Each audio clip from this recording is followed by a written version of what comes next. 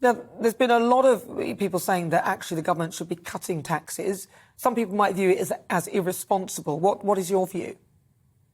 Well, it depends which tax we're talking about, and it depends how you're going to fund it. I mean, if we're talking about the Conservatives' policy of just cutting income tax, I mean, that's largely irrelevant to the problems of most people. Large millions of the people who are worst hit by the cost of living crisis, of course, don't pay income tax, partly because we had a policy, you may remember the coalition years, of lifting the threshold. So a lot of low-income workers and others don't pay income tax. So that's largely irrelevant. But if you're talking about cutting, say, value-added tax, then that directly helps deal with the problem of inflation and makes a lot more sense.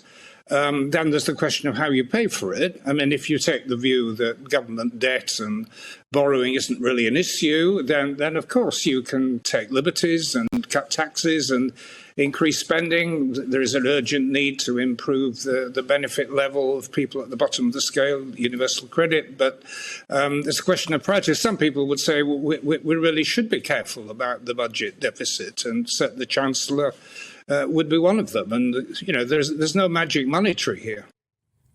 But you mentioned income tax and you said that was irrelevant. But surely if they cut income tax, then people would have more money to spend in the economy and therefore that would have to grow the economy. So surely that would be relevant. Well, there's not a shred of evidence to suggest that cutting income tax is the best way to stimulate growth. I mean, if you're trying to cut taxes on people's income, the best way of doing it will be to remove the national insurance surcharge that Mr. Sunak introduced, because that cuts in at much lower levels of income. That would be a much more helpful way of doing it. But yeah, I mean, there's all kinds of ways you can stimulate demand in the economy. The policies that have been adopted in recent years to pour in more money through the monetary system. You can cut taxes, you can increase spending.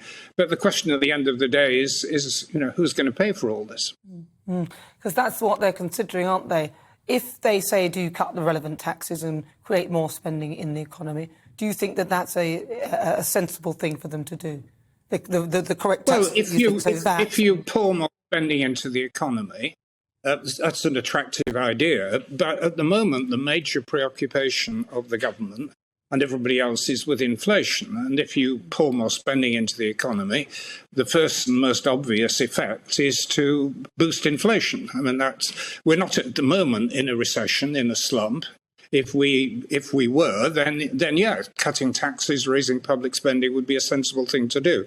But we're not in that position at the moment. The key problem is inflation, and that is having to be dealt with in a very painful way through interest rates. A lot of the inflation is imported. It's something which sadly we can't do a great deal about. But if we're going to use tax cuts, the sensible thing to do is to cut taxes on goods and services. And, value-added tax is an obvious way of doing it.